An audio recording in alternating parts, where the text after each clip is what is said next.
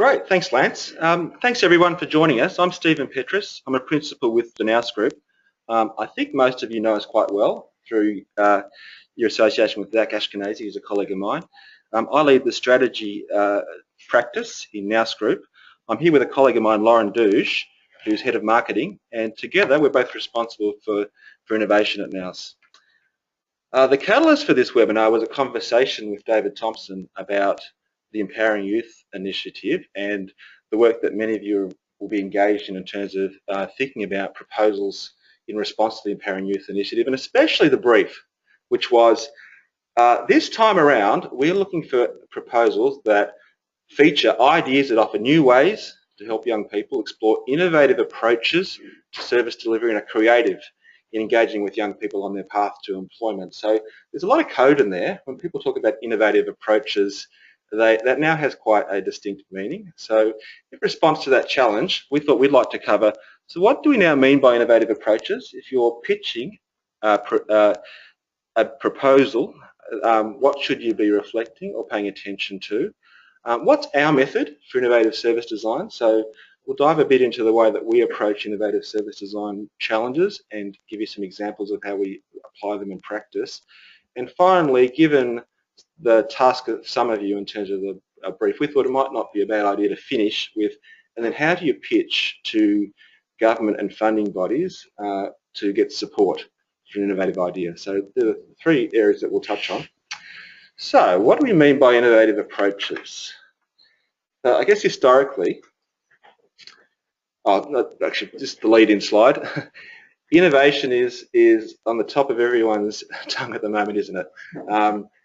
E.g., the release of the innovation statement just earlier this week. Australia of the future has to be a nation that is agile, innovative, creative. So everyone's talking about this. What do we mean by innovative approaches? Well, traditionally, we often thought of innovation as a pipeline. We sort of distinguished it from creativity, the art and the processes around creating new ideas, and talked about the journey that new ideas take through testing and piloting and ultimately roll out and diffusion. We described it a bit of a pipeline. That's still true, but not so useful in terms of demonstrating you're in touch with what's fresh and new and different in innovation. What is fresh and new is a whole lot of different strands of ideas that come from different sources about how to tackle innovation, especially innovative service design. I'm sure some of you know some of these, but obviously design thinking is a key source of inspiration for innovative methods. So is lean startup, so is agile computing, so are other sort of streams, and they all offer something. They all offer something in terms of innovative approaches. The tricks kind of decide which one's going to be the most useful and how to weave them together. And to do that, the most useful thing I've read on innovation for a long time, and I can't really recommend this highly enough, is a book that came out late last year, I think, The Innovator's Method. And it did two really useful things. The first thing it did was to say all these approaches, all these methods in innovation, they're sourced from different places. So design thinking comes from the world of design and engineering, agile from the world of computer science, lean startup from the world of entrepreneurs. They all come from different places, but actually they're all describing the same approach, the same method. They just emphasize different parts of it. And then that method, it gives that a bit more definition. So sure, it's a pipeline, but actually each parts of that pipeline now get a bit more definition as in terms of what's fresh to do in innovation. And if you stepped through it left to right, you'd think the first part of it is much more about exploration. Exploration, asking questions, questioning, experimenting, getting some more insight about the nature of the problem you're grappling with. And then the sort of second phase is a little bit about, and to do that we really need to deeply understand the experience of users or customers or those who engage with our services and programs, and not just by asking them about their experience. We need to observe them. We need to design ways to get real insight about what makes them tick, how they make decisions, how they think about our programs and initiatives. And the third part is, and then once we've got an idea about what might work, we've got to design clever ways to experiment with that. Small first, and prototypes, and then gradually scale up as we learn more And then ultimately, the last bit is scaling up, because if we've got something that's new and we're confident that it's going to work through experimenting, the scale up is a new challenge. So, so that's nice and neat in terms of what are the sorts of themes that you'd hope to see in an initiative or a program that was sourced in innovative approaches and methods. Now, this is still not enough, and it's got some flaws, and one of the flaws is it still imagines this as a pipeline, as this process that you step through, and actually it's much more iterative than that. So we'll return to this in a little bit later in this webinar in terms of what's the way to explore each of these elements of what's good in terms of innovative approaches, innovative methods. This is a key point, I think. So it's important to think about when do these approaches apply, because they don't apply all the time. And a way to think about that is it depends on the nature of the problem that you're grappling with you're struggling with. These are all problem-solving tools in the end, problem-solving approaches. And while there are lots of different ways of categorizing problems, some of you, I'm sure, are aware of wicked problems and the Cynefin framework, the difference between simple and complicated and complex and chaotic problems and how they all require a different approach. But stripped right down to it, I think a nice, more simpler way to think about it is that every promoter of innovative approaches thinks in terms of there are two types of problems here. There are the less complex problems, lower levels of uncertainty, the sorts of problems where we pretty much get it straight away. We understand the nature of the problem. So in our world, so leader of strategy, if an organisation came to me and said, we need to refresh our strategic plan, we need to do some analysis of key external drivers, what's changing in the operating environment, what are our key stakeholders' expectations, what are our capabilities, how have we been performing, and use all that data to decide, so what changes should we make to our products and services. Then straight away I go, well, I understand that problem, I've seen it many times before. It doesn't require some of the approaches we've talked about, because actually I know what approaches work. And it's going to be mostly about success in terms of good planning and good execution. The success of that program or initiative or my support of that is a function of whether we do the planning well and we execute well. On the other side, there are those problems where not only am I not sure about the solution yet, I'm really not even sure about the nature of the problem. These are the environments that are much more complex, much more uncertain. And so if I was to use my analogy of doing some work on a piece of strategic planning for a client, well, they would probably come to me with, we don't know what we really need to do. We just know that we're worried about digital disruption. We're worried about significant cuts to government funding. We're worried about the current suite of products and services we offer are not going to cut it for the future. We're just not sure what to do next, what the next step is. And then it's not only not clear about the solution, but then you think, what's the right way to approach this problem too? There's not necessarily frameworks or problem-solving approaches that I can go to readily. And in fact, success here is not actually going to be about taking those frameworks and planning and executing. It's more going to be about learning and insight. If we can find ways of engaging with that type of problem that yield some real insights or some real learnings, that's success. It's a different measure of success. In fact, your measures of success then are more about how much have I learned, or what insights have we been able to gain that are useful and valuable. So often this is sort of the first step in the diagnostic. What sort of problem am I grappling with? Because if we're on the right-hand side, then we should be turning to those innovative methods that we've described earlier, because they're all about getting traction, finding ways to move forward, finding ways to discover new types of services that are going to make sense in environments where there's a lot of uncertainty, a lot of complexity. And it will be fair to say that over on the right there, where you've got learning and insight, that's often where you're dealing with behaviour that you want to try and shift, and you don't really understand it. You're noticing a change in how people are behaving, but what's behind it and why and what might work to shift that, you're sort of in unknown territory. Yep. Now, very crudely, I'd say in our world, 20% of our problems are on the right, 80% are on the left, at least historically. But that's changing. And not only is it too crude, often problems have elements of both in it, but it's also changing. There are many there seems to be more and more clients coming to us at NOUS in the right-hand side. And why is that? Why is innovation the new black?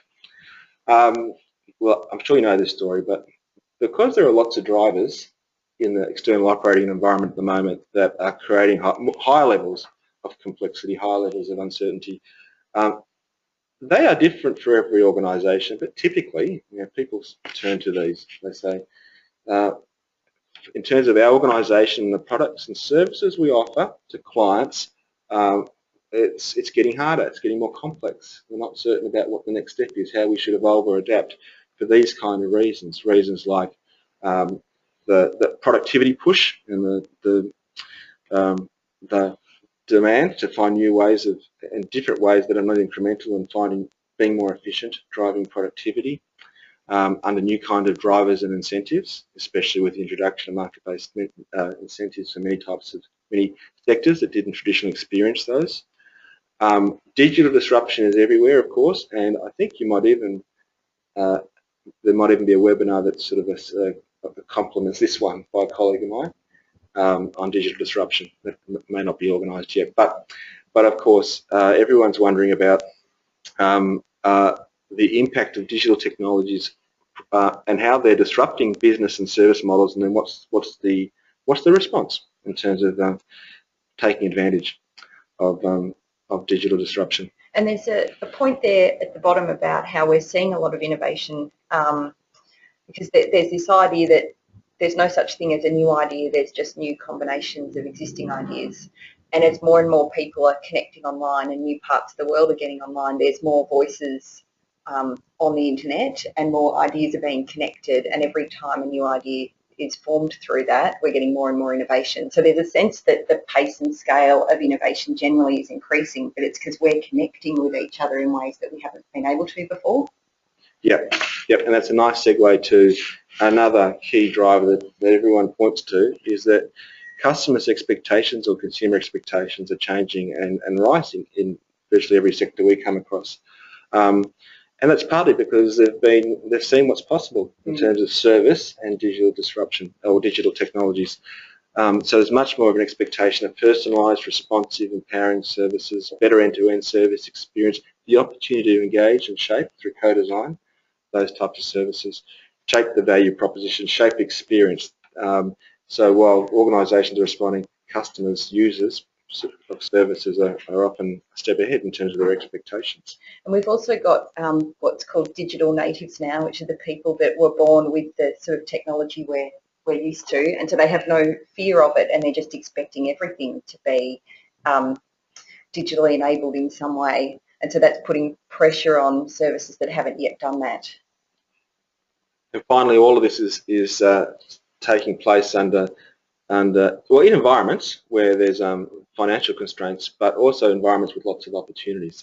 So people are seeing people experimenting with new service, new business models, and that offer much more than the trade-off between service and cost. They offer new ways of creating value that achieve both, and there's opportunity there. These are four kind of drivers, trends in the external operating environment contributing to more complexity, more uncertainty, but more opportunity. As I said, the list is always a bit different, but these are more or less the things that keep coming back. And in producing a proposal, these are the sorts of trends that I would reference in terms of why innovation, or why do we need a new approach? Why is this idea going to get traction? Why do we need to think more differently about this service, this approach, this engagement with a customer or client? Just wondering, should we pause for questions at this point, see if we've got any? Sure. Any there?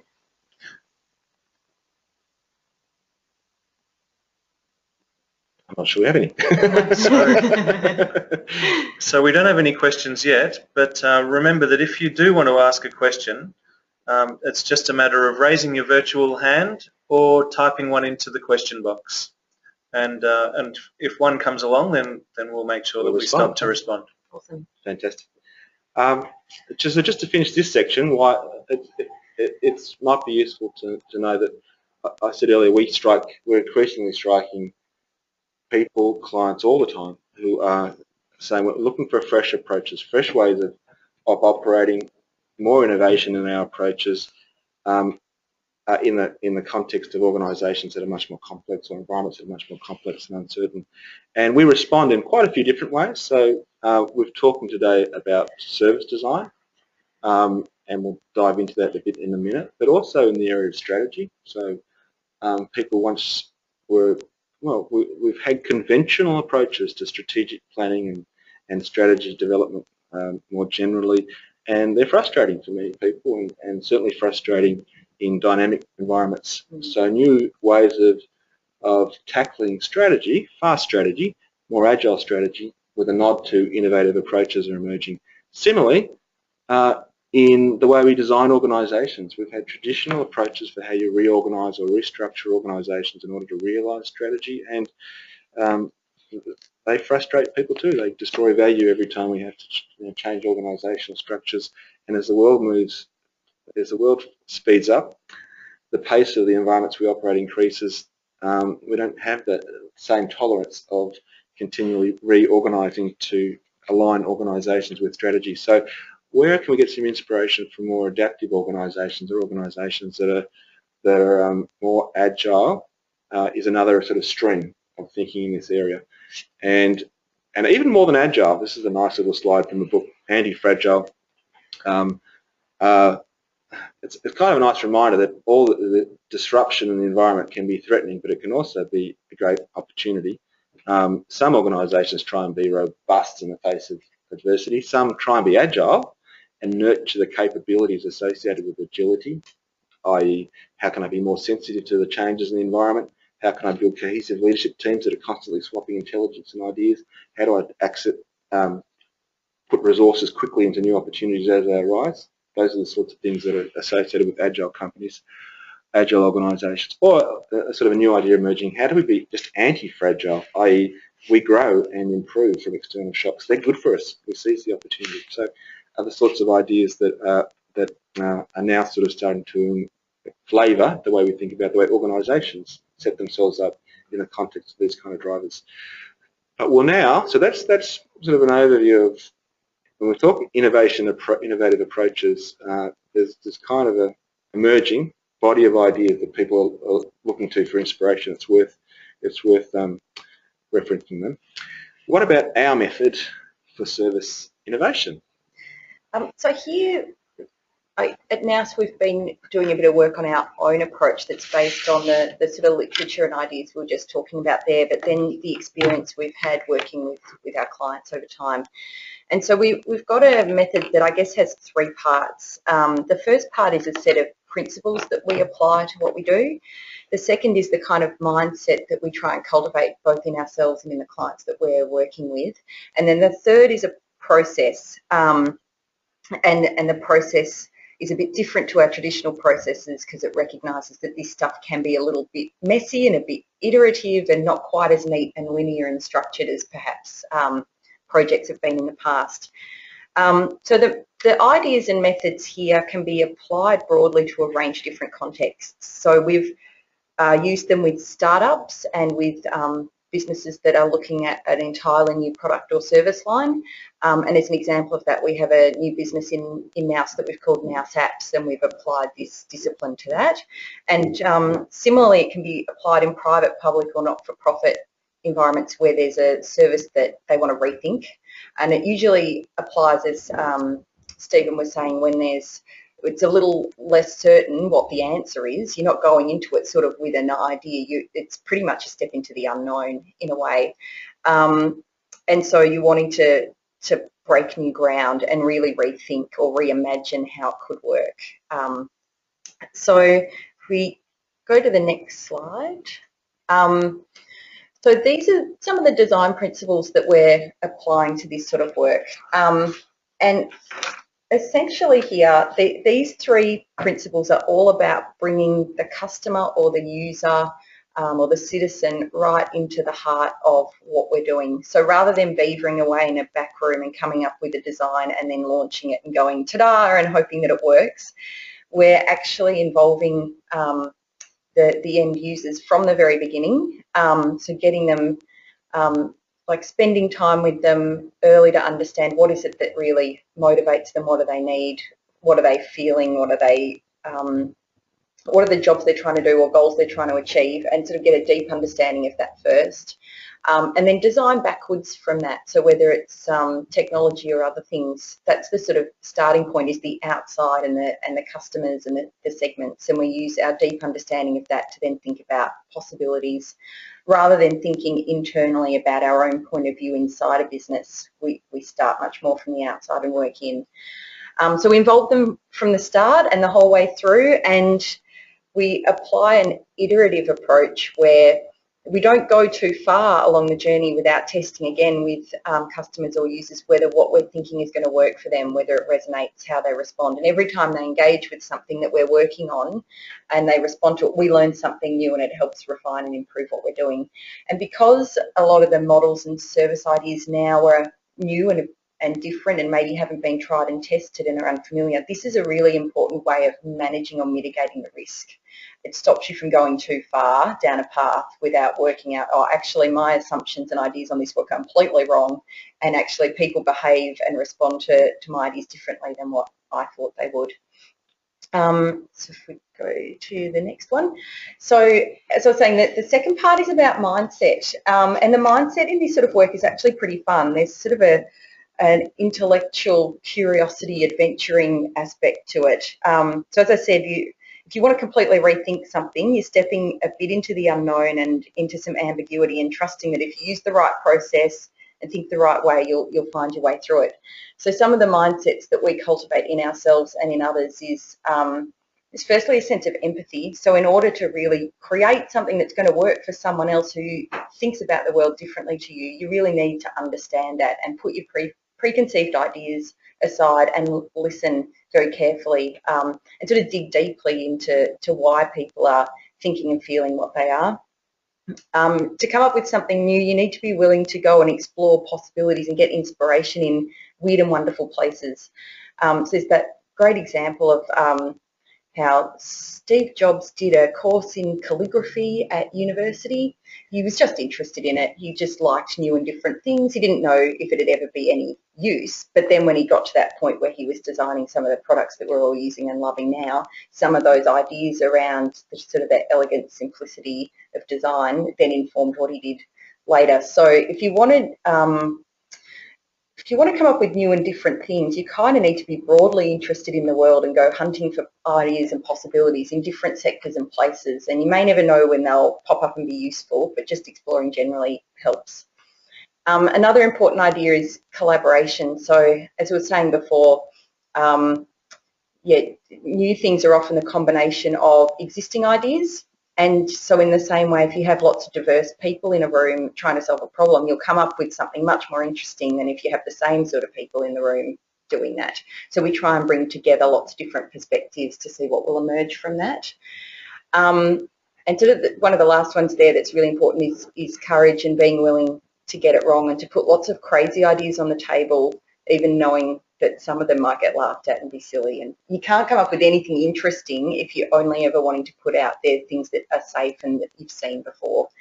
And so there's an important organisational cultural aspect to that. So when we run workshops, we try and prime people to say, hey, this should be fun, be a bit playful.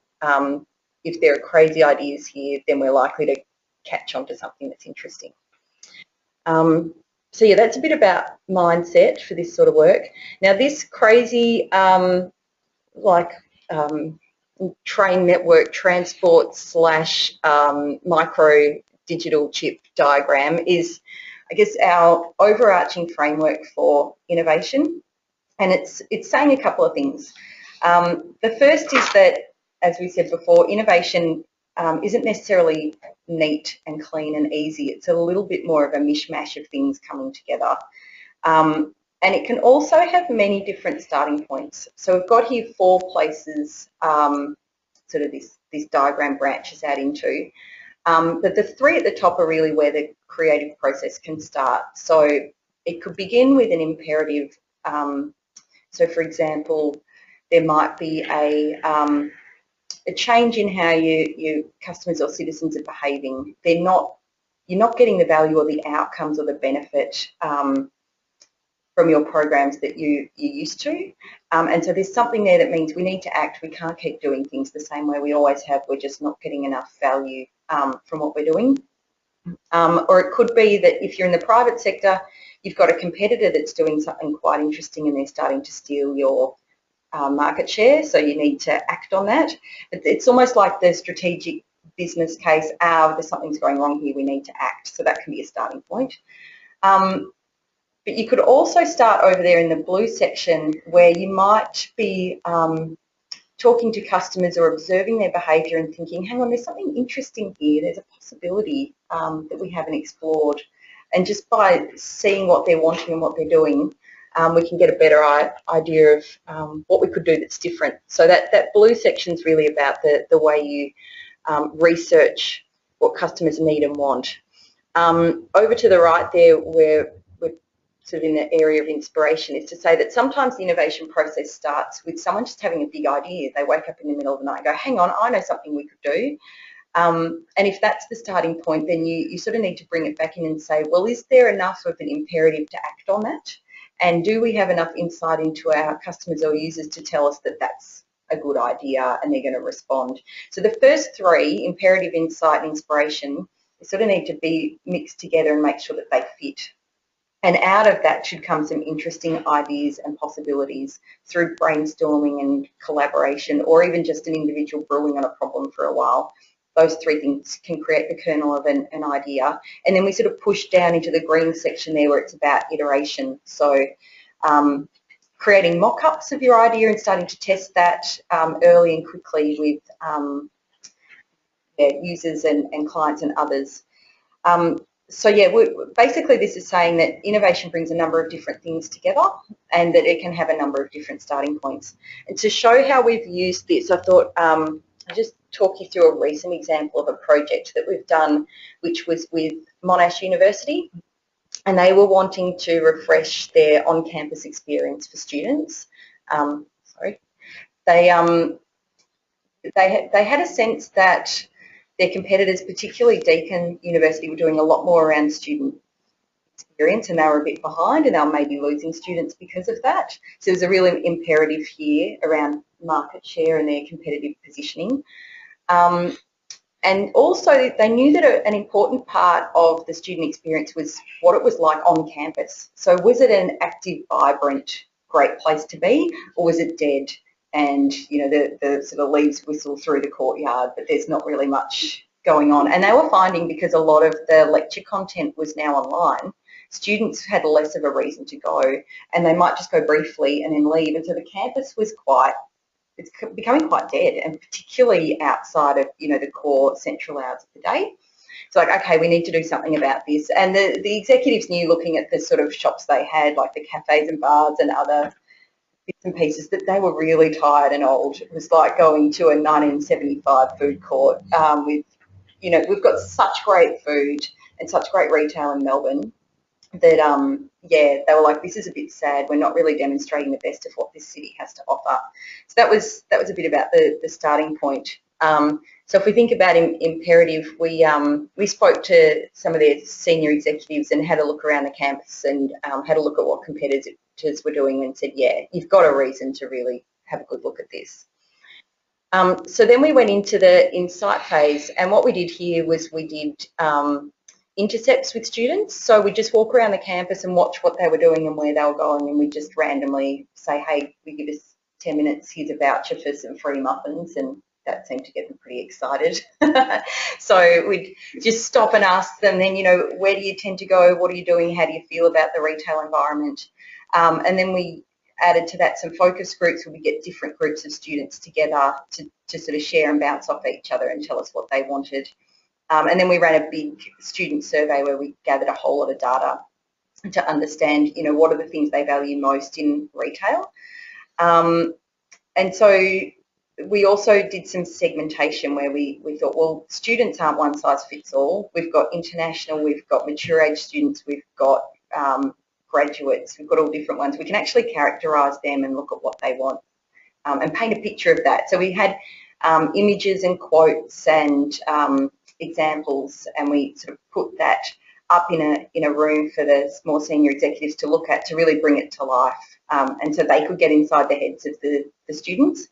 And what was interesting is that the senior executives they also used the campus, and so they would design the retail environment around what they wanted, which was, they were happy with a $12 focaccia and a glass of wine and somewhere they could take their academic friends to hang out.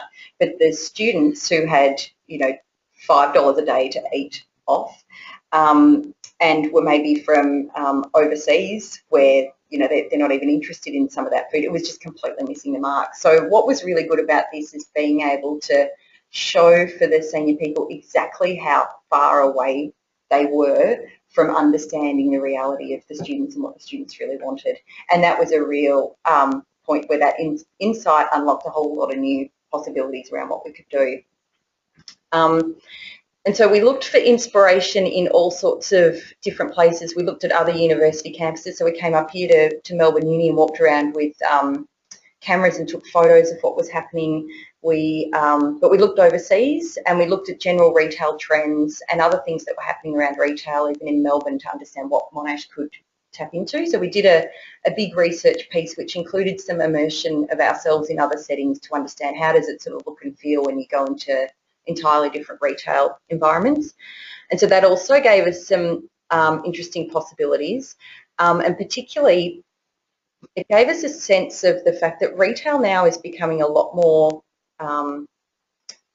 flexible. There's a lot of like pop-ups and markets and food trucks and different sort of formats that hadn't been around before.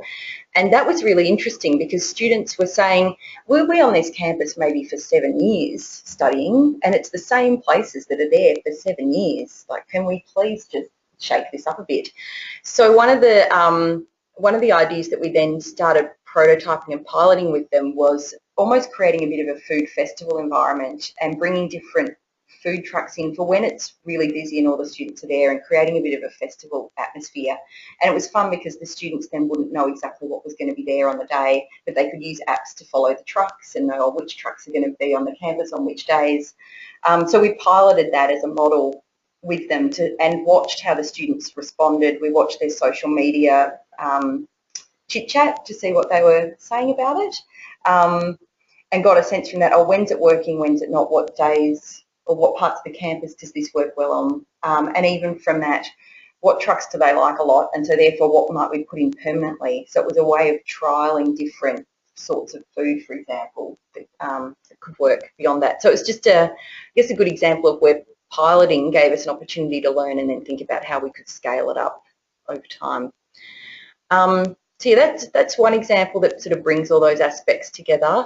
There's another one that Stephen was going to talk to briefly. Yeah, sure. So just before leaving piloting, so obviously the trick is to get out to your clients or customers as soon as possible with the cheapest possible version of what you're trying to test. And it's all about learning. What do I need to learn about this to know what to try next? And I've learned something, that's success. Yeah, so we thought that's one example, but there's lots of different types of examples in the social sphere too, where we've tried this. So here are 3 quick ones. So one is we've done quite a bit of work on the review of the community experience of bushfires and communities threatened by bushfires.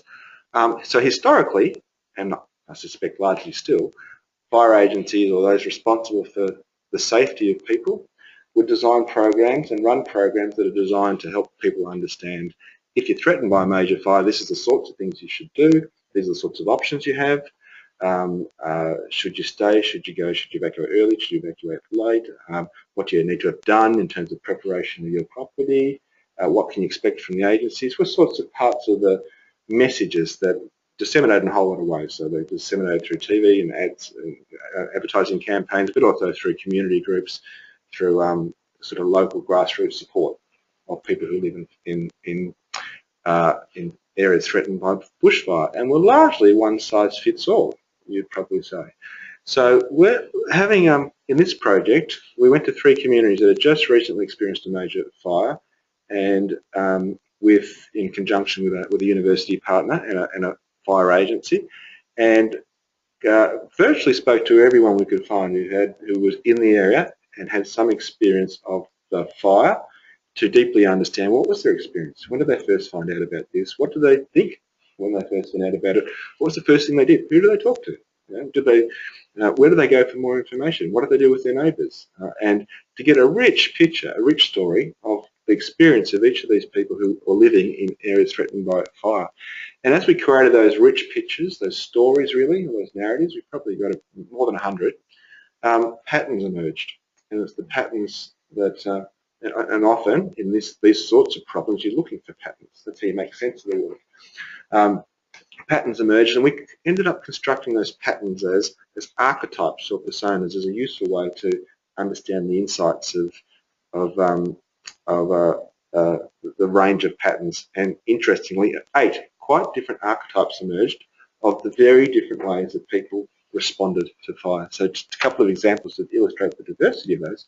So there are some people who are very engaged with the risk, and usually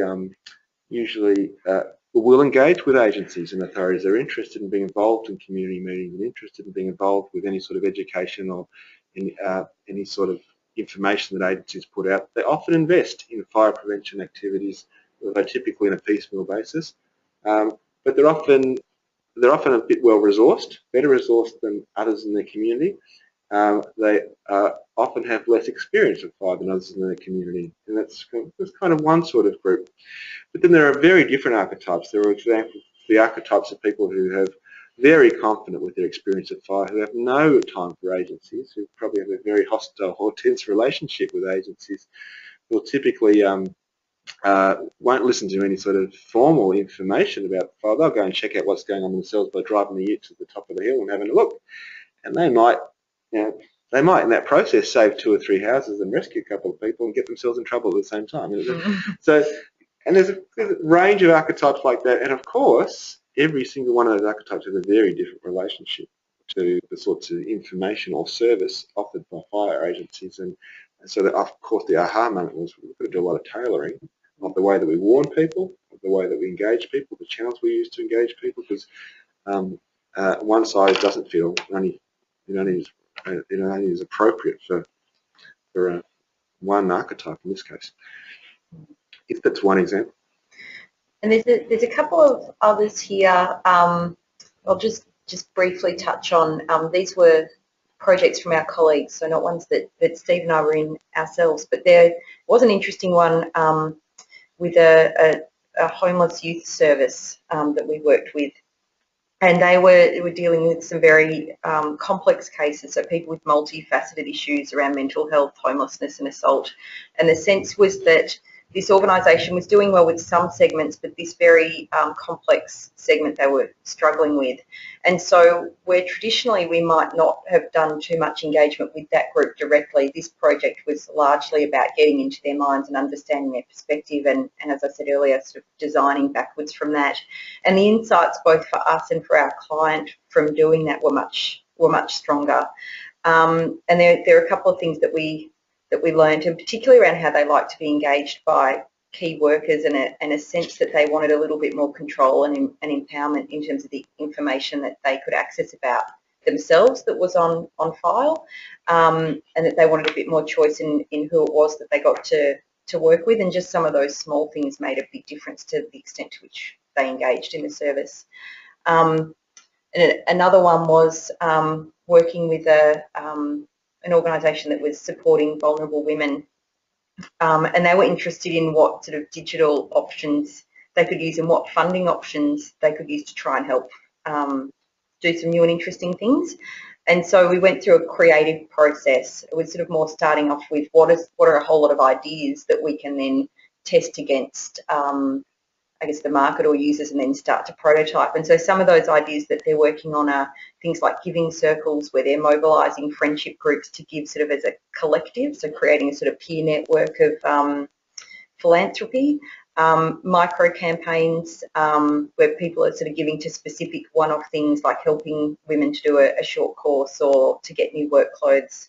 And other kinds of capital raising initiatives of that nature. So that's, I guess another example where we're using some of these techniques. I guess a couple of quick points before we sort of finish up our content and open up for any questions, is what we're finding from this kind of work is that the solutions emerge iteratively. And so you start up with just an idea, and as you test that idea, the idea will change. And as you learn more about it, you build up more detail. So it's sort of it feels like it sort of emerges kind of organically through this back and forth process where you're testing things with colleagues and with customers. But the trick to success is to start to test early and to take I guess a learning orientation, and that if you first idea really doesn't hit the mark, you don't want to hold on to it too long. You want to respond and adapt and go with the signals of what will work. And I guess as a final point, when you are doing this work well and you do really rethink things and go through a process where you explore entirely new possibilities, and it works and you scale up, it can allow you to hit a lot of performance benefits in combination. So rather than having to make some of those traditional trade-offs around cost and customer needs, some of these models we're seeing now allow you to really radically increase customer or public value at quite a lot lower cost. And that's what's really exciting about the sort of stuff that we're seeing now. So yeah, final bit around winning support for your idea. This is a bit of a digression, but given the context or the setup with David Thompson about the Empowering Youth initiatives, we thought, well, in terms of writing proposals or at least pitching your idea to win support, what does that look like if in the space of innovative methods and innovative approaches? Well, it looks a bit different. So in this kind of more complex and uncertain environments, the way that you pitch ideas changes a little. So it becomes more about the need to win support for new ideas, and more about winning support than convincing people with analysis and data and evidence, because there often isn't that much data or evidence or analysis in these cases. It's more the strength of your argument that will be more successful in winning the support to trial this new approach, this new innovation. And to be successful, winning support means that your pitch helps people make sense of this complex environment. And it's complex and uncertain, but if I can help you make sense of it, that will be helpful to you. If I can, for example, distill the 2 or 3 key trends that are really changing things with our clients. And then it's about grasping the essence of the strategic shift. What is it then that needs to change here? What do we need to do differently? And then it's often about, so then where do we need to focus more energy, more resources, more attention? This is not a plan, it's just sort of the direction and more energy and attention, the places that we'll go exploring and do more work in than we traditionally have because we think it's promising. We think there's more opportunity here. In pitches like this, the look and feel is different. So not only should it be, if it's winning support, there's a much higher premium on visual design, but there's also a higher premium on, well, what's the compelling narrative then? What's the story that helps people grasp this argument and ultimately the pitch? And there's a few different ways of constructing narratives, but this is quite a useful one. This is one from a book called Good Strategy, Bad Strategy, which says in the end that underpinning all good narratives is a story that starts with the diagnosis that makes sense of what's otherwise overwhelming complexity, reduces it to its 2 or 3 or 4 key elements. Then the guiding policy. So what's the change here? What's the signpost? What's the shift?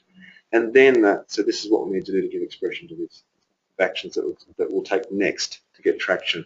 And you need each of those bits of the story in order for people to say, oh yeah, I follow that. That makes sense to me. I'm willing to support that. Last idea. This is kind of an oldie but a goodie. I think whenever you're pitching for government funds, it's always interesting to think what's public value, and the idea of public value being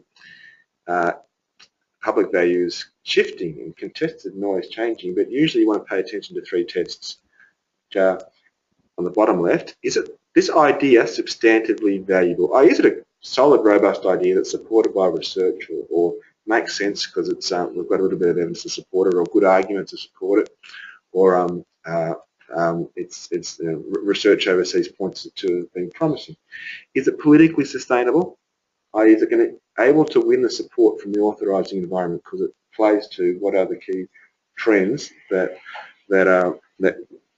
governments and politicians are particularly interested in, find compelling at the time? And is it also operationally and administratively feasible? Can we deliver it either with our collaborators or or by ourselves, or with who we collaborate with. And probably behind that really is, does the person we're pitching to has confidence in our capabilities to be able to pull this off? I kind of think that's a nice thing to always keep in the back of your mind as you sort of craft arguments to pitch ideas. And that's it. That's so in terms of touching on, I guess, 3 related questions. What do we mean by innovative approaches then? What's NOUS's approach to service or innovative service design? How do you win support for innovative ideas? Great. So thank you very much for that. If anyone has any questions at this point is the best opportunity to ask them right now. I'm just having a look at the attendees and I can't see anyone raising their hand, and at this point we have no questions in the question box. So I'll just give anyone who does want to ask a question another opportunity before we finish up. Of course, we will be making the slides available via our website, and we've also recorded this webinar, so you'll be able to access a recording of the webinar afterwards and double check any of the information that you've been presented with today. And if you do have questions and you haven't had a chance to ask them, then you can of course email Jobs Australia and we'll try and get you an answer. We have had one question come through on the questions box, and that question is, what do you think are good early engagement methods with service users on new ideas? So I'll hand it over to our speakers if either of you have a response on that one. I think here it's good to get inspiration from what sort of professionals in market research have been doing for a really long time. So there's some quite well-established methods for this kind of thing. I think, yeah, I think it can be good to do exploratory conversations to start off with. So not going straight to surveys with leading questions, but more one-on-one or group conversations where you might only have 3 broad questions, but the idea is to really let people say what's front of mind for them and not lead them too much towards your preconceived ideas. So whether it's individuals or in groups depends on what it is you're wanting to explore and how sensitive it is, and whether you're going to get more from letting people bounce off each other or from just finding in more detail what an individual's experience is. But I'd be recommending that sort of more qualitative conversational research to start off with.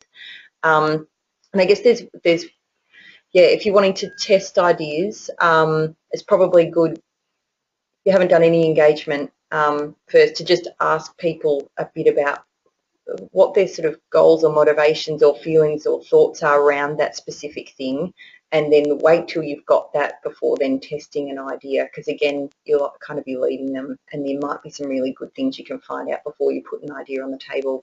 Yeah. Yeah.